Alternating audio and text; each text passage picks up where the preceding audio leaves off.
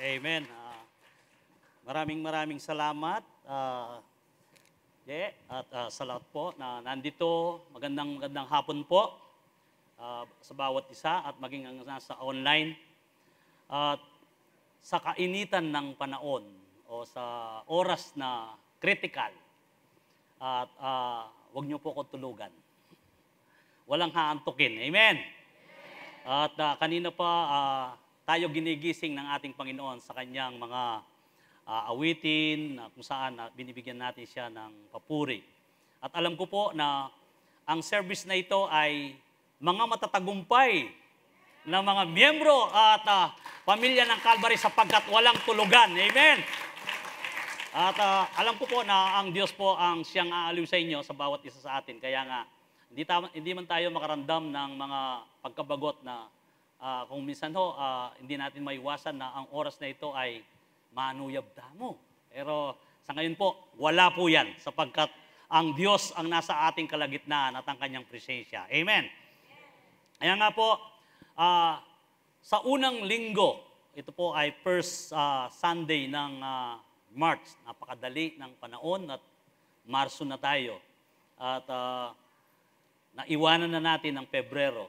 Malapit na naman ang Pasko. Amen. At bibilang ka na lang na 10 buwan na naman, ay Pasko na naman.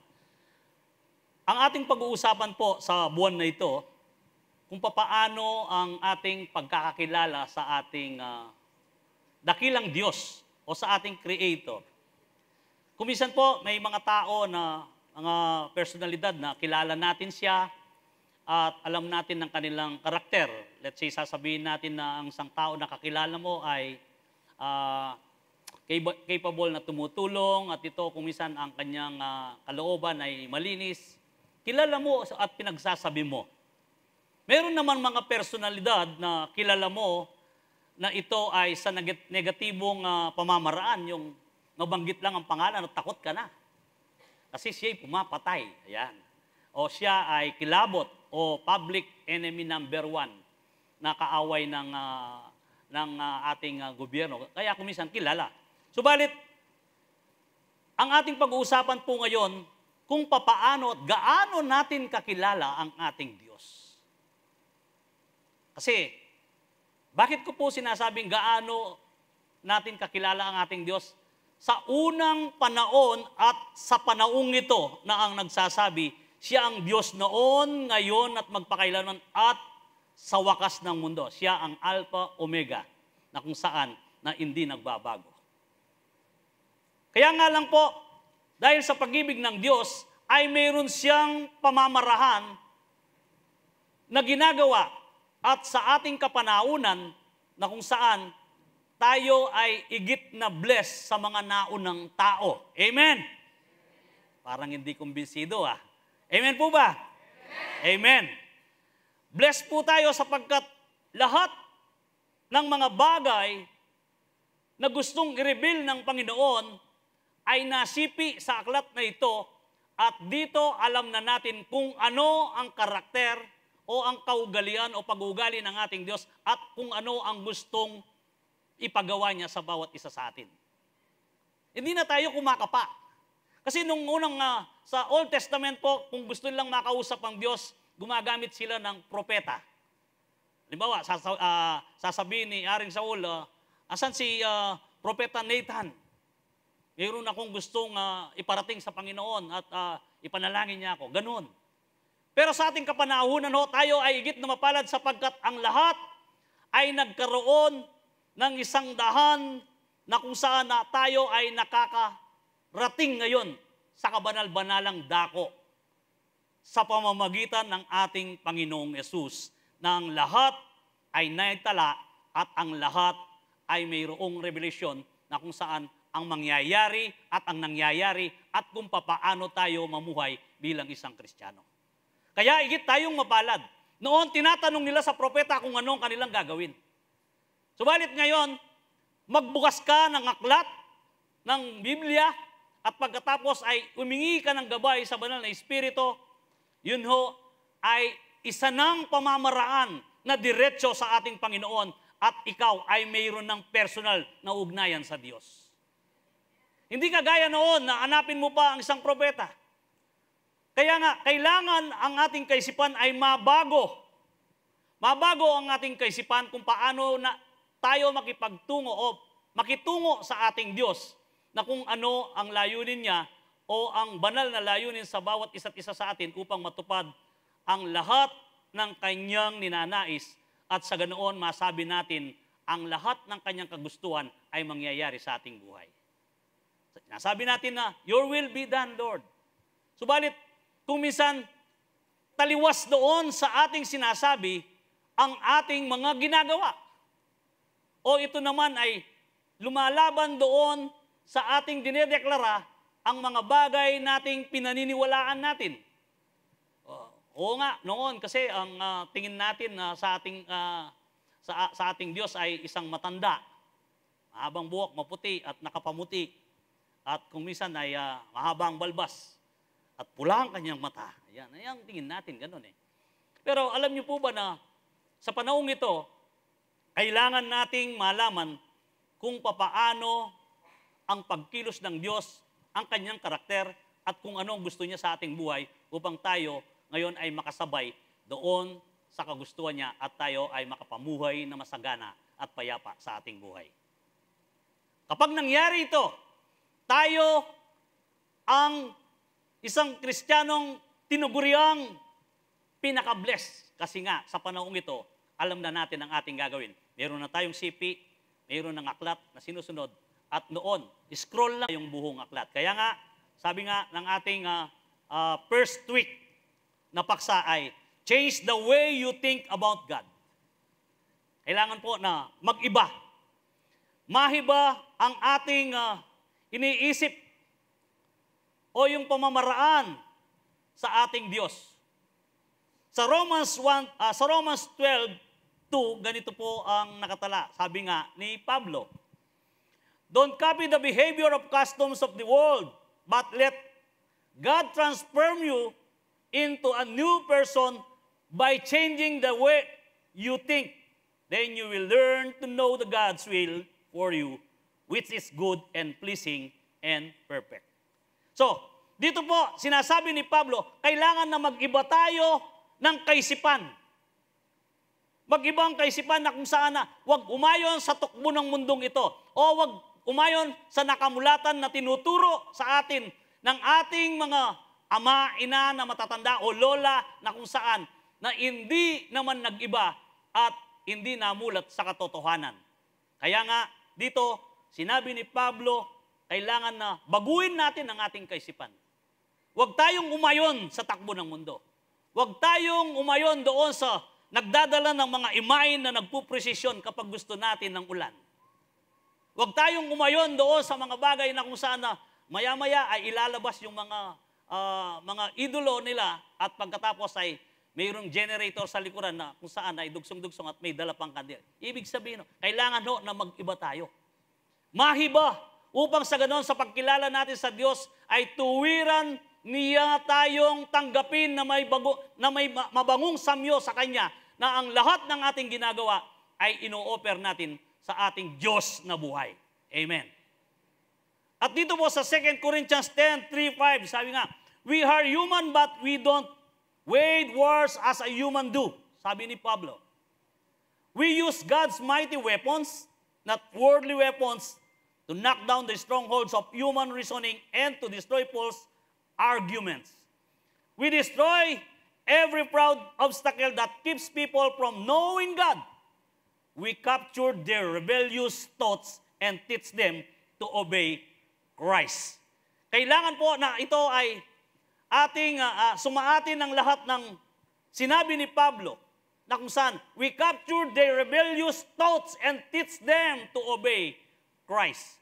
Alam niyo po, kapag kinaptured, nakakita na ba kayo ng isang pelikula na na-captured sila? Lahat ng gustong ipagawa ng nag-captured ay sinusunod nila.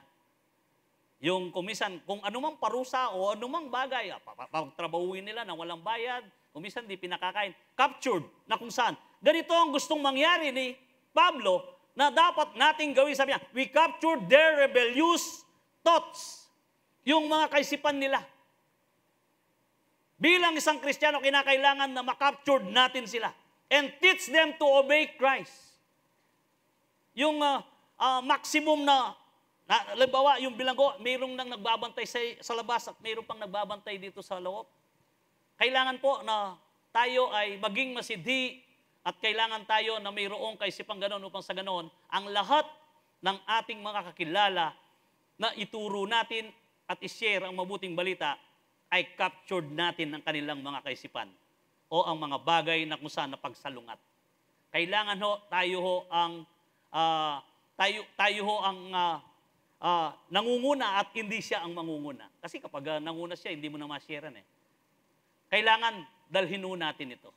Kaya nga, sa ating aralin sa apong ito, sabi, change the way you think about God. Change. Palitan natin ang ating pagkilala sa Diyos na sa kanyang pamamaraan at ang ating pagkilos o paggawa upang sa ganoon tayo ay makasabay doon sa ninanais ng ating Panginoon.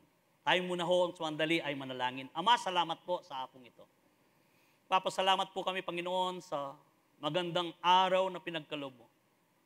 Salamat po, O Diyos, sapagkat tunay nga ito ang oras at pinili mo sa bawat isa't isa sa amin. Alam namin, O Diyos, ang lahat ng ito ay aming mapagtagumpayan sapagkat tinakda mo na ang araw na ito. Kaya nga po, sa bawat isa't isa sa amin, maging ang mga nasa online, anuman ang ingin nila, Panginoon, alam po namin na ito ay makakamit nila sa pamamagitan ng kapangyarihan ng banal na Espiritu. Kung mayroong humihingi ng kagalingan, kapayapaan sa aming kalagitnaan, ito ho ay granted in the name of Jesus. At naniniwala din po kami, Panginoon, sa oras na ito, ang iyong Santong Espiritu, ang siyang malayang kikilos sa bawat isa sa amin, sapagkat siya'y kasama namin noon pang unang panahon na kami po ay inyo nang pinili at tinawag. Kasama na namin ang iyong Santong Espiritu. Kaya nga po, O Diyos, ayahan mo rin, Panginoon, ang iyong mensaero na kung saan nabalutin mo siya ng iyong banal na dugo. At lahat po, Panginoon, ang aking sasabihin ay pawang iyong salita lamang na manggagaling sa iyo upang ang lahat ay magkaroon ng pakinabang sa lahat ng nakikinig. O Diyos, ikaw po, Panginoon, ang manguna sa kabuuan ng gawain ito at sa bawat isa sa amin, bigyan mo kami ng unawa at pakinig. Sa ganoon, Panginoon, kami makinabang paglabas namin dito at may pamuhay bilang isang Kristiyano ang lahat ng iyong salita na ito, Panginoon, ay magkakaroon ng kapangyarihan. Sa iyo pong papuri, pasasalamat sa apong ito, sa pangalan mo, Jesus. Amen. Amen. Sige po, palakpakan natin ang ating Panginoon para sa ganoon ay magising tayo. Ang sabi nga ho, babalikan lang na ho natin na kailangan po na tayo ay magkaroon ng isang kaisipan. Noon dati, tayo ay madaling ikayatin ng iba kahit na tayo ay na kay Kristo na, subalit sa panahong ito na tayo ay lumalalim at mayroong isang relasyon na ugnayan sa ating Panginoon, tayo ngayon ay nagiging matatag at mayroon tayong kusa na pag-aaral sa salita ng Diyos na ito at ang banal na Espiritu ang nagtuturo sa atin. Kung ang bawat isa ho ay magkakaroon ng isang kagutuman sa salita ng Diyos, tiyak siya'y maglalago at magkakaroon siya ng espiritual na pamumuhay na bilang matatag at malalim na relasyon sa ating Panginoong Yesus. Yun lang po ang magiging isang pamamarahan, yung pagbabasa ng salita ng Diyos at pagkatapos ay mayroong aplikasyon sa ating buhay. Anuman ang iyong nabasa at pagkatapos ito ay iyong in-apply sa buhay mo, tiyak maglalago ka, kapatid, sa iyong pananampalataya at pagsunod kay Kristo. Kaya nga, change the way you think about God. God is not mad at you. Alam niyo po ba na, because God is not mad at you. Hindi, kung misa kasi akala ng iba na kapag tayo ay nagkamali ay galit na ang Diyos. Ay hindi ako i-bless ng Panginoon kasi nagkasala na naman ako at nagkaroon ako ng isang kasalanan na dapat sana ay hindi ko sinabayan ang taong yon. Alam niyo po ba na ang Diablo ay lagi niyang sinisingit sa ating kaisipan yan.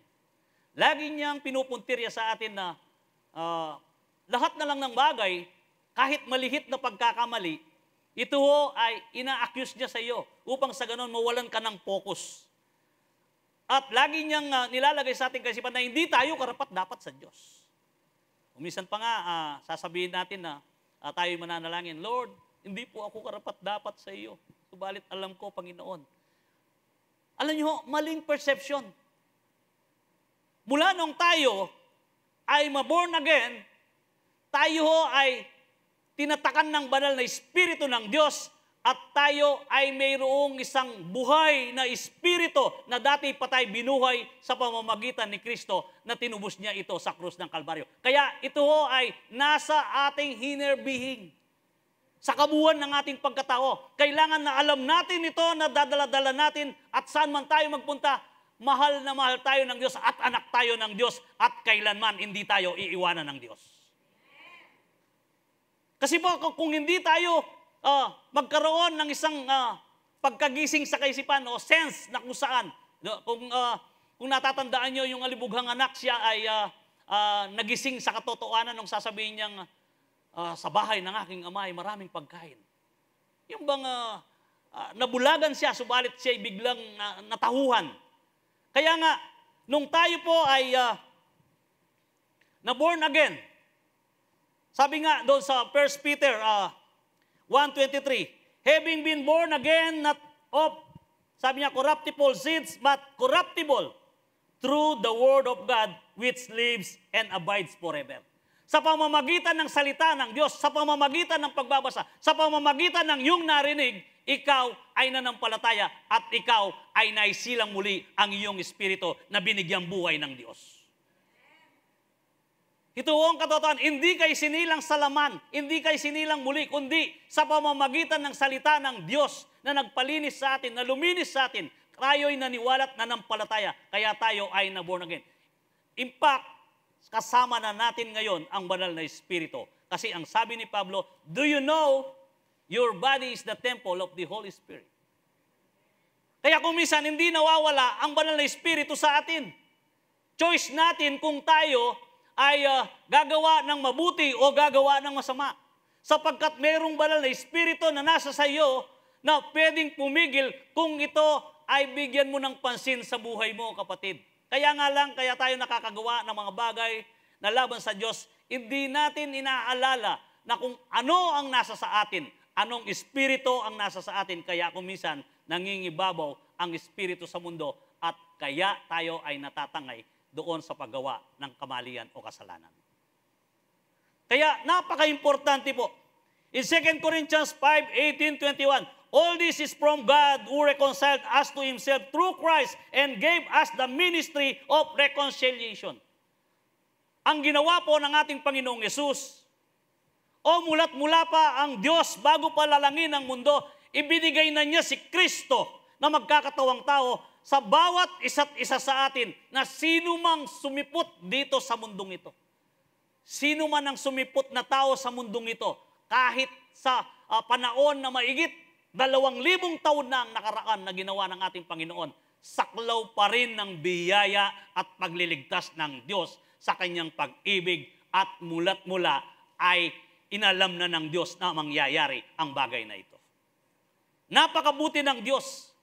Kaya kung ang pagtingin natin sa ating Panginoon ay isang Diyos na kung saan na kapag tayo nagkamali, hindi tayo ibibless, mali ka, kapatid. Mananatili kang isang Kristiyanong parang takot na wala, hindi makilos sa bagay na kung saan na kapag ikaw ay nagkamali at alam mo na, iniisip mo na nagalit na naman ng Diyos at hindi ako karapat-dapat, hindi muna ako magsisimba.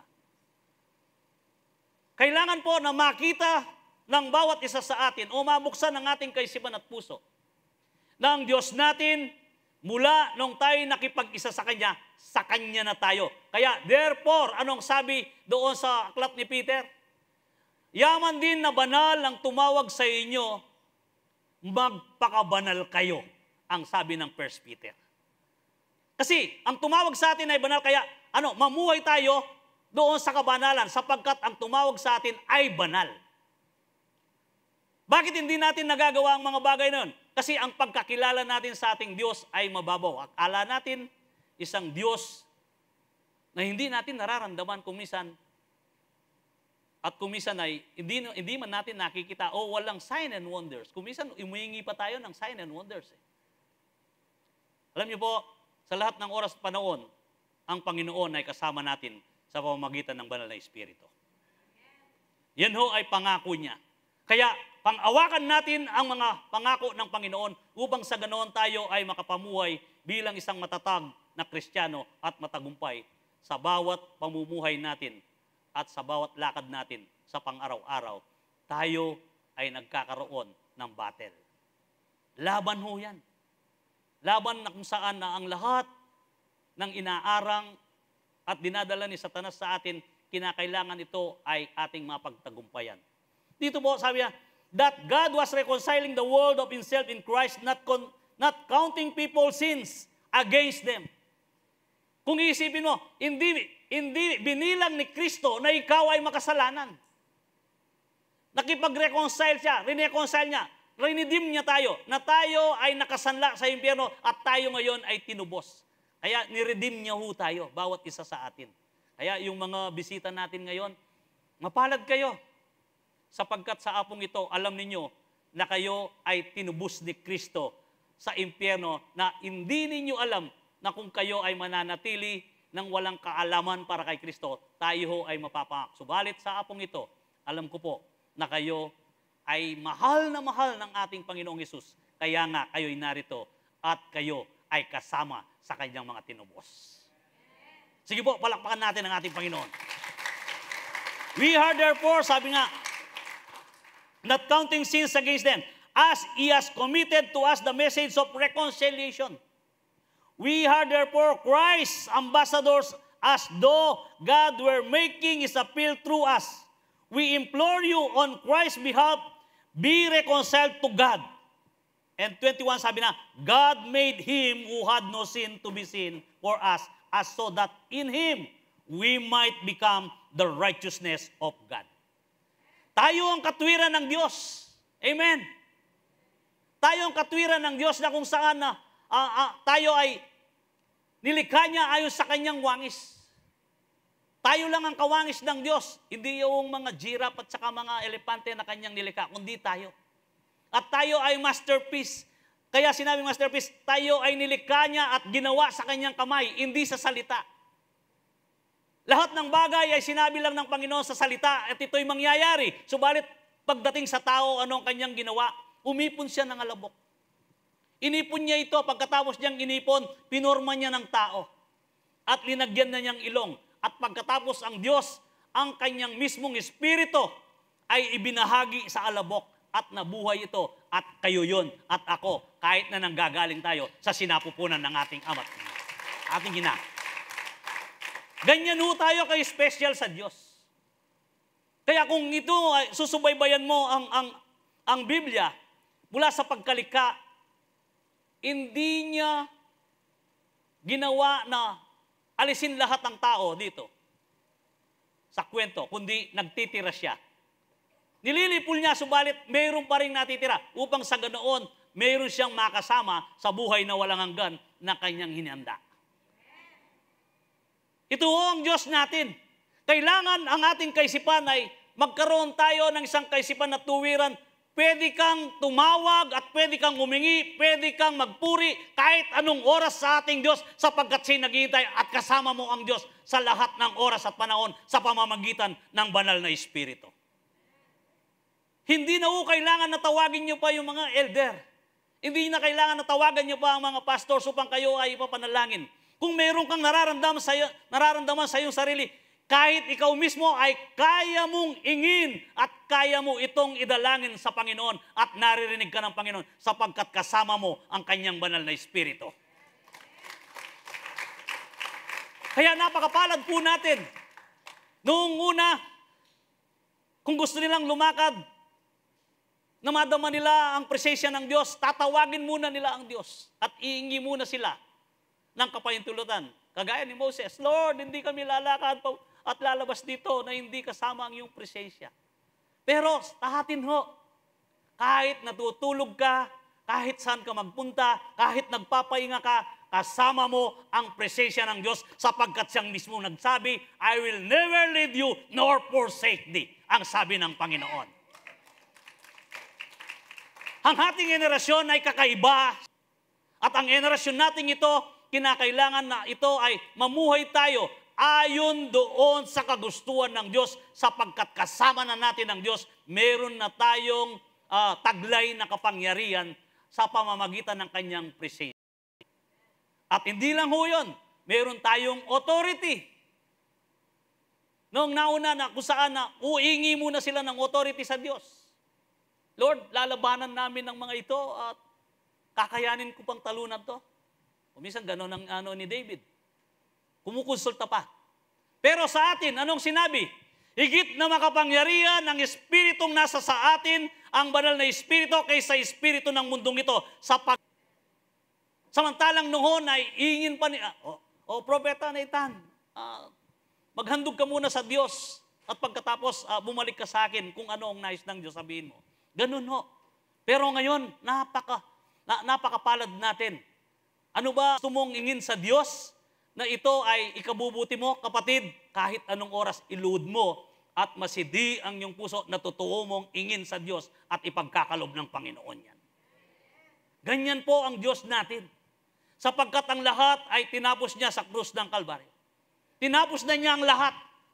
Wala na tayong gagawin pa, kundi sumunod lang sa Kanya, manalig sa Kanya, manatili sa Kanya, at tayo ngayon ay magkakaroon ng isang mapayapa at masaganang pamumuhay.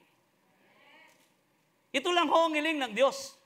Kaya nga dito, siya ho ang hahin na hindi na niya binilang ang ating mga kasalanan. Walang kasalanan binilang sapagkat sabi nga dito, we implore you in Christ's behalf, be reconciled to God. God made Him who had no sin to be sin for us. At tayo ngayon ay nawalan ng kasalanan sa tingin ng Amang nasa langit sa pamamagitan ng pagkatawang tao ng ating Panginoong Yesus.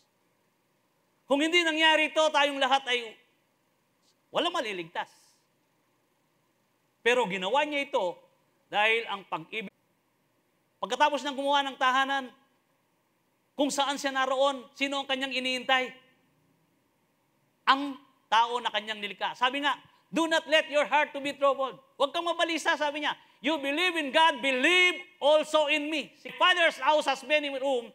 If that were not so, would I have told you that I am going there to prepare a place for you. Kung wala siyang kasama sa atin, kasi yan ang sinasabi niya, nandun kayo, hindi masaya ang Diyos. Kaya anong nangyayari kapag tayo ay nakapag-win ng isang soul?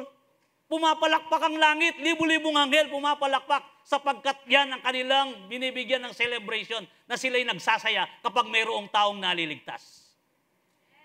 Kaya nga po, dito, wag nating ayahan ng pagbabayad ng ating Panginoon sa bawat isa sa atin ay masayang lamang bilang isang Kristiyano at kung papaano tayo lumapit sa Kanya at mamuhay na kasama ang Diyos. Kapag alam mo yan, kapatid, mawawalan ka ng takot. Kahit na nangyayari ang lahat ng gerang yan, sa atin sa ikabubuti ng ating buhay. Kaya lang hindi binibigay ng Diyos, alam niya na hindi ikaw ay mananatili sa Kanya.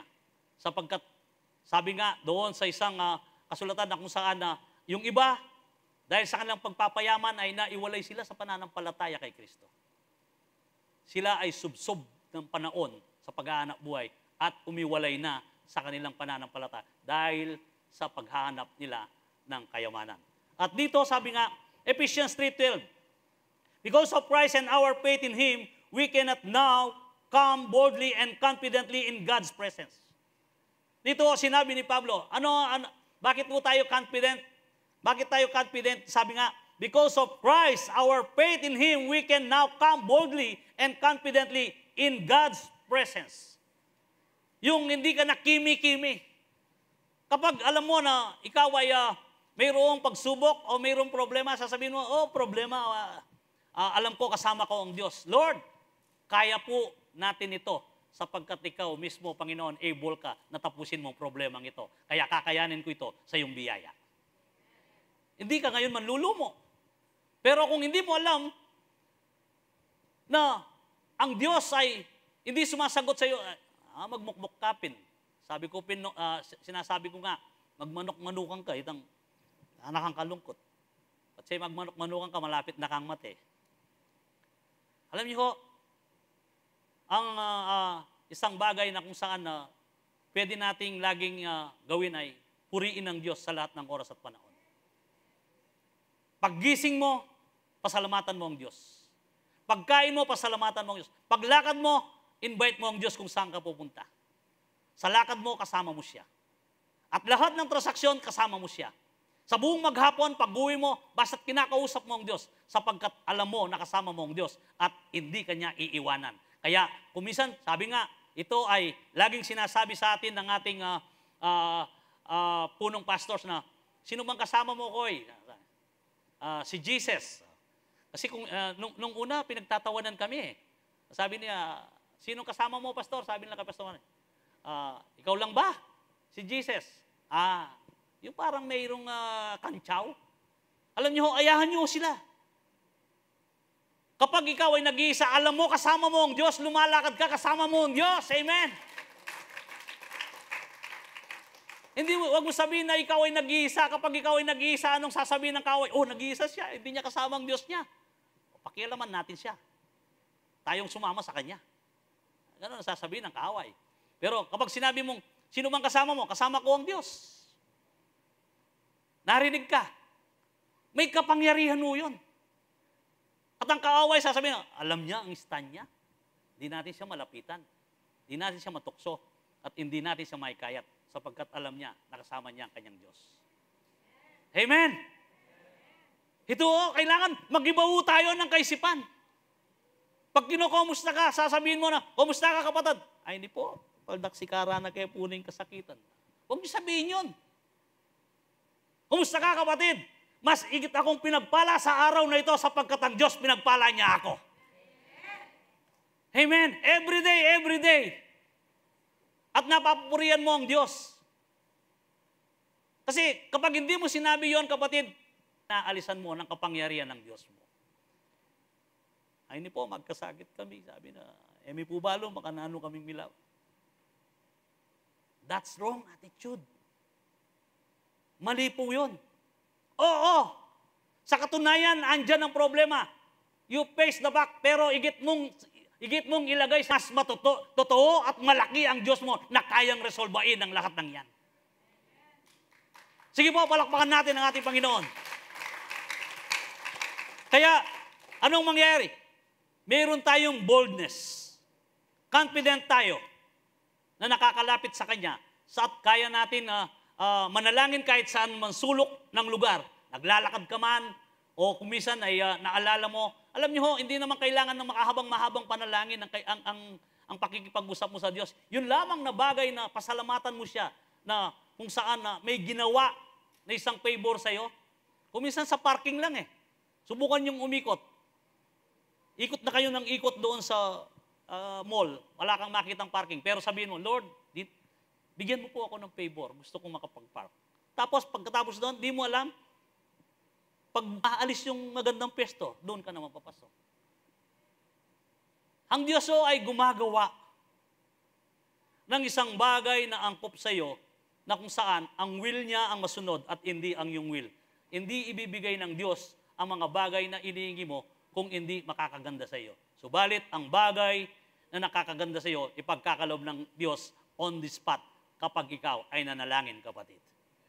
Kaya nga, sabi, because Christ and our faith in Him, we can now come boldly and confident into God's presence. Malakas ang loob mo. Alam mo kung anong stand mo. Alam mo kung anong kalagayan mo sa ating Panginoon. Aba, kung ikaw nga ay gumagawa ng paglabag at taliwas sa inanais ng Diyos, hindi ka nga confident. Kasi nga alam mo ang iyong sarili.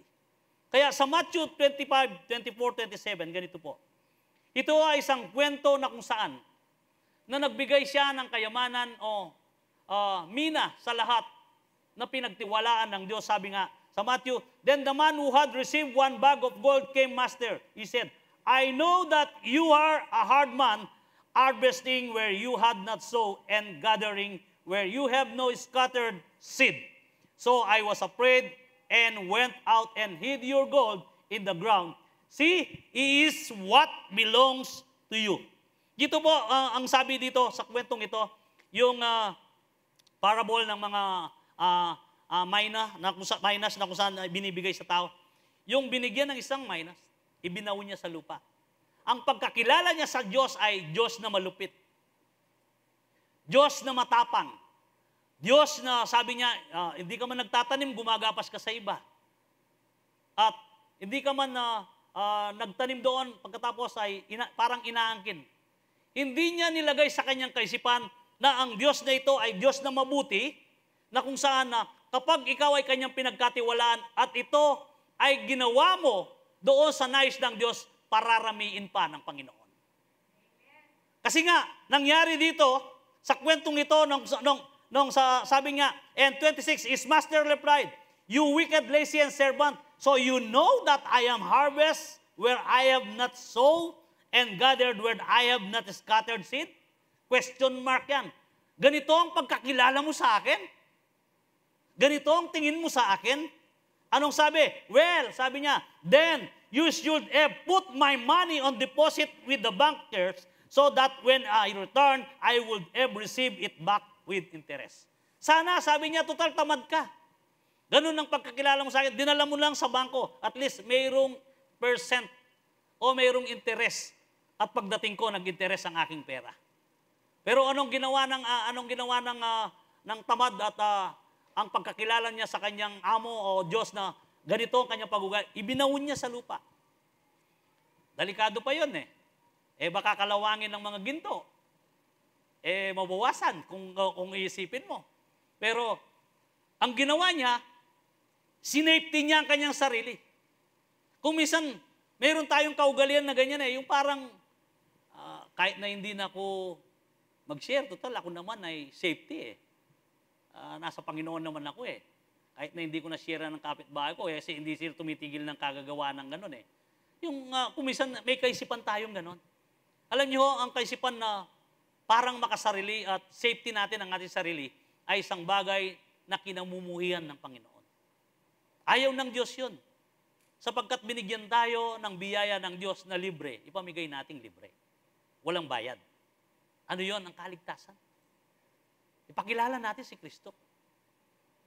Ipakilala natin ang banal na layunin at dakilang pag-ibig ng Diyos para sa kanila upang madama nila at mabago ang kanilang pagkatao. And Luke 19:20-22 sabi niya, then another servant came and said, Sir, is your mina? I have kept it laid away in a piece of cloth.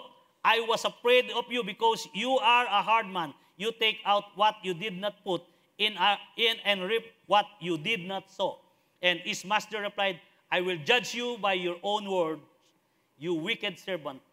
You know, did you that I am a hard man, taking out what I did not put in, and reaping what I did not sow. And then, kung ang istoryang ito ay susubaybay nyo, anong sabi ng Panginoon?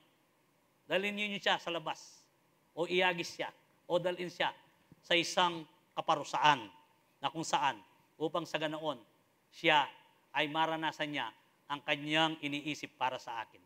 Kaya ano po bang kaisipan natin kay Kristo? Ano po bang pakaisipan natin sa ating Panginoon? Kaisipan na kung saan na may takot pa hanggang ngayon? Lalong-lalo na kayong mga nagninegosyo. Kung kayo'y magninegosyo, ano bang kaisipan mo para sa Diyos? Hindi ba niya kayang palaguin? Kapatid, gawin mo lang ang tama.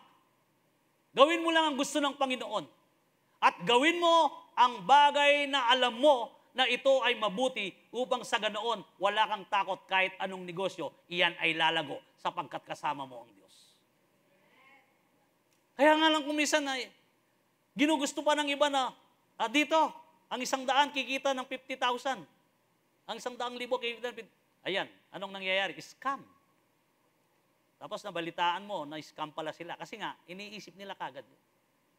Kaya mga kapatid, ang pananaw natin ay palitan natin ang pananaw natin sa ating Panginoon.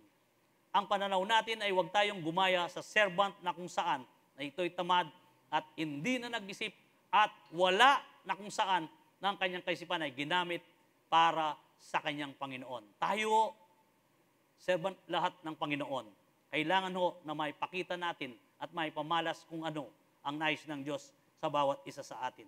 Sabi nga, bawat isa sa atin ay pinagkatiwalaan ng Panginoon. Kung ikaw ay isang mabuting katiwala, darating ang panahon, hindi lang iyan ang pagkakatiwala ng Panginoon. More than on that, ibibigay ng Panginoon. Tinitingnan niya ang inyong puso. Tinitingnan niya kung paano ka kumilos at gumawa. Sa ganoon, kapag ikaw ay napagkatiwalaan niya, ipagkakatiwala sa iyo ang malalaking bagay na hindi mo iniisip. Kaya nga, change the way you think about God. God is for you, not against you. Hindi mo kaaway ang Diyos. Change the way you think about God because God is for you, not against you. Romans 8:31-32. What then shall we say in response to those things? If God is for us, who can be against us? He who did not spare his own son but gave him up for us all, how will he not also along with him graciously give us all things? Kung mismo ang Panginoong Yesus nagkatawang tao at binigay niya para sa atin, ano pa kaya ang mga maliliit na bagay? Bahay lang ang iniingi mo, kapatid. Sasakyan lang na ito ay magamit mo. O mga kabuhayan lang na iniingi mo. Hindi ba kayang ibigay ng Diyos yan? Mismong ang kaligtasan mo ay binigay na ng Diyos. At mismong si Kristo na kanyang bugtong na anak ay ibinigay niya para sa iyo. At nakakaigit ba ang mga bagay na yan para kay Kristo? Ang katotohanan kayang-kayang ibigay ng Diyos sa bawat isa sa atin. God is for you, not against you. Hindi ulaban sa iyo ang Diyos sapagkat kasama mo ang Diyos. At ang Diyos ay para sa atin. Kasi nga, kung hindi para sa atin ang Diyos, bakit niya tayo iniligtas? Bakit niya tayo tinubos? Bakit binatan niya ang lahat ng sugat at latay?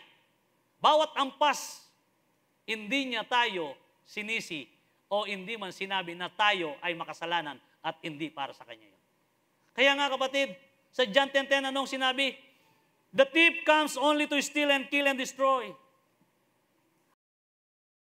That they may have life and have it the full. So dito nga po, kung papaano ang buhay na ibinibigay sa atin na sinasabi nga, na sa Greek word na Zoe ang sinasabi, na kung saan life na kung saan ang espiritu mo ay bubuhayin ng Diyos. Ang buhay mo ay bubuhayin ng Diyos. Mayroong buhay na walang kabuhay-buhay. Amen? Buhay ka nga pero walang kabuhay-buhay. Pero ito ang pangako ng Diyos. Anong sabi niya? Ang buhay na yan ay aking bibigyan pa ng buhay upang sa ganoon ay makita na buhay ang iyong buhay. Ito, kasaganahan ang nais ng Diyos sa iyo. Bigyan kanya ng buhay. Ang magnanakaw ay dumating upang nakawin ang isang masayang pamilya. Kung minsan, hindi lamang yon, ninanakaw pa niya ang isang buho. Halimbawa, buo kayong pamilya, kung minsan ay gagawa siya ng pamamaraan na hindi kayo magkakabuo. Gagamitin pa niya ang negosyo na wala ng time. Subalit, ang Panginoon hindi ho dumating dito. Bubuhahin niya ang buhay na nasa sayo. At meron ho tayong buhay na kung saan na maipakita na tayo ngayon ay nagkakaroon ng isang maningning na buhay sa pamamagitan ni Kristo. Ito ang gustong ipahatid sa atin ng ating Panginoon. Sabi nga, nung tayo ay patay sa Espiritu, binuhay tayo sa Espiritu ng Panginoon.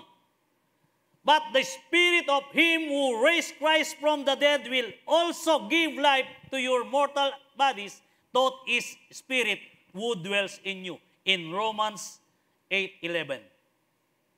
Ito ang ibinigay ng ating Panginoon sa atin.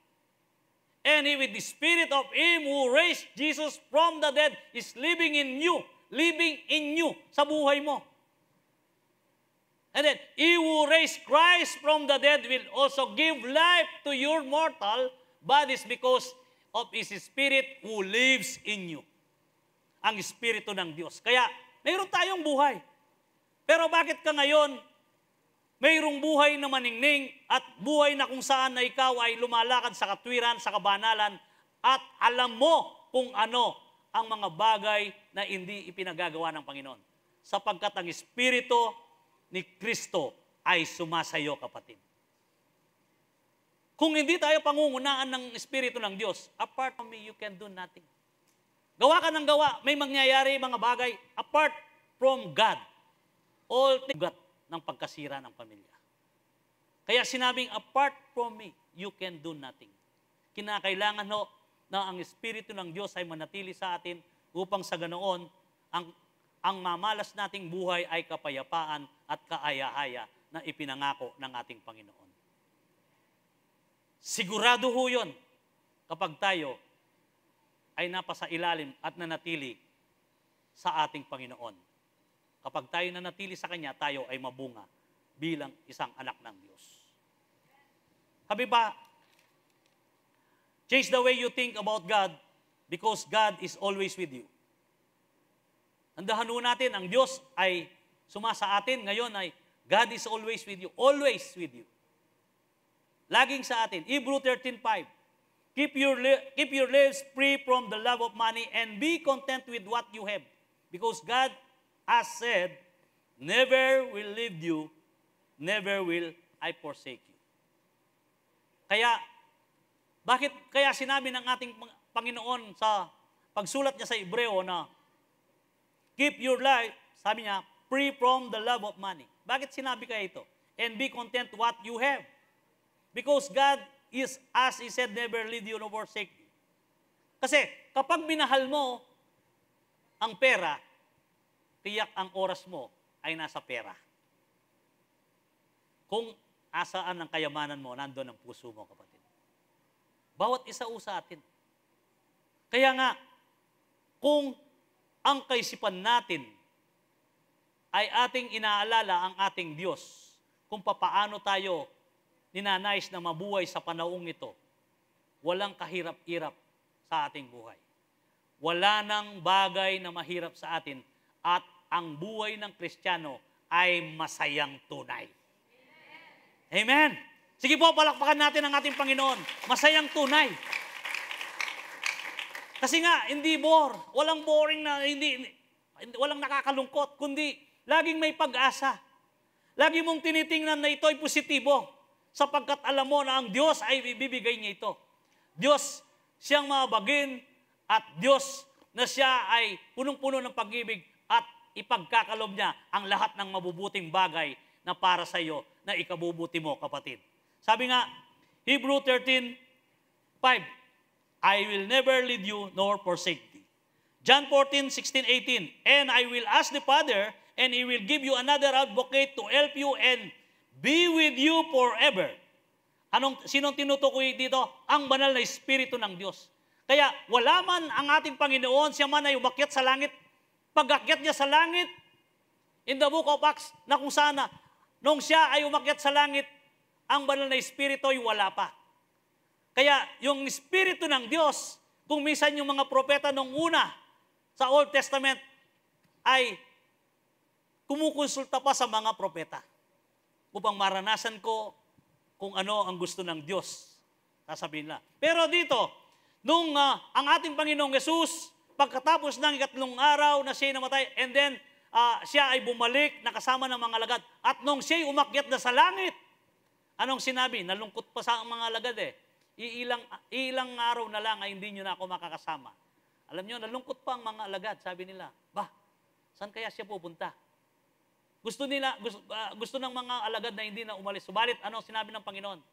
Dapat akong umalis. Kapag hindi ako umalis, hindi ipadadala ng Ama sa inyo ang comforter na ang banal na Espiritu. Ang banal na Espiritu ay ang Espiritu ng ating Panginoong Yesus. Amen. Kaya dito sabi nga, Romans 8:9, you, however, are not in the realm of the flesh, but are in the realm of the Spirit. Indeed, the Spirit, God lives in you, and if anyone does not have the Spirit of Christ, anong sinasabi ang banal na Espiritu? The Spirit of Christ, they do not belong to Christ. Kung ang Espiritu ng Diyos o ang Espiritu ni Kristo ay wala sa iyo, ibig sabihin, wala ang banal na Espiritu. Kaya, hindi umalis ang ating Diyos, hindi Kanya iniwanan at hindi Kanya nilisan, kapatid. Kasama mo siya sa lahat ng oras at panahon. Nandyan siya sapagkat ang Espiritu ng Diyos ay nasa iyong kaloob-looban na pagkatao na kung saan your body is the temple of the Holy Spirit.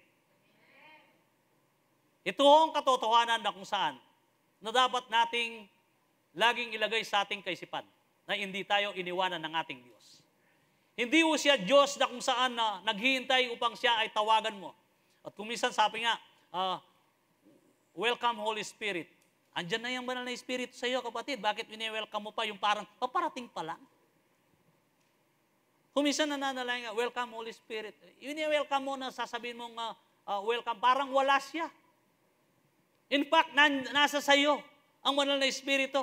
Dapat pasalamatan mo na lang siya. Yung manifest ng Holy Spirit, lagi ka na lang na salamat, Panginoon. Salamat, banal na Espiritu. At nadarama kita sa oras na ito ngayon.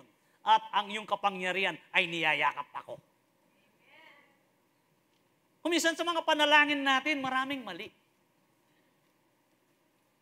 Kuminsan po, humihingi tayo na hindi natin alam na ang ating sinasalita ay taliwas doon sa tinuturo ng ating Diyos.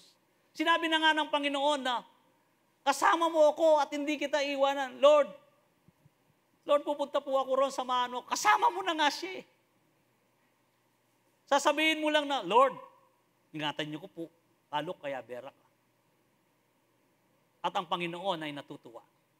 Hindi yung, pagpunta ko ron, Lord, mayroon akong kakausaping tao, samaan mo po ako ron. Parang wala ang Diyos sa'yo. Di mo alam na kasama mo ang Diyos anytime.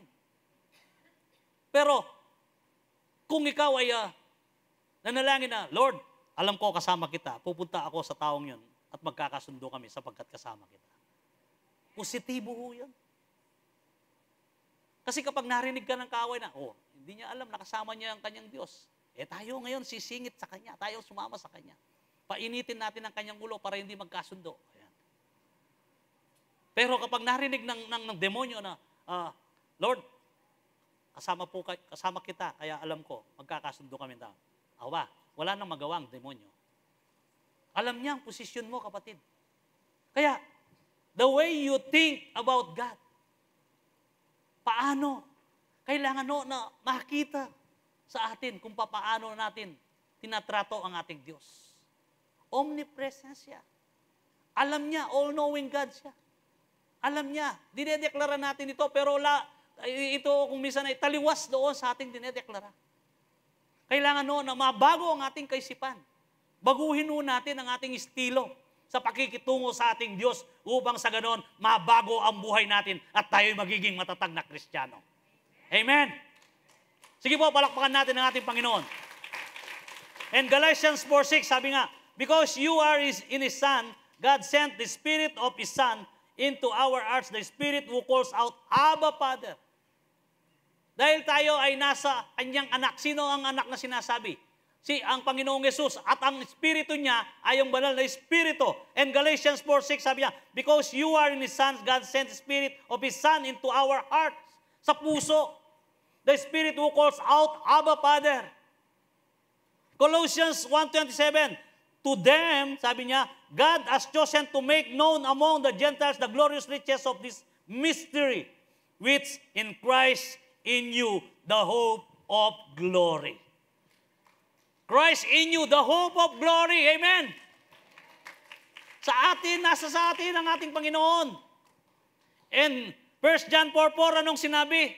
Kanina pa natin na pinag-uusapan ito. But you belong to God, my dear children. You have already won a victory over those people because the Spirit who lives in you is greater than the spirit who lives in this world. Amen.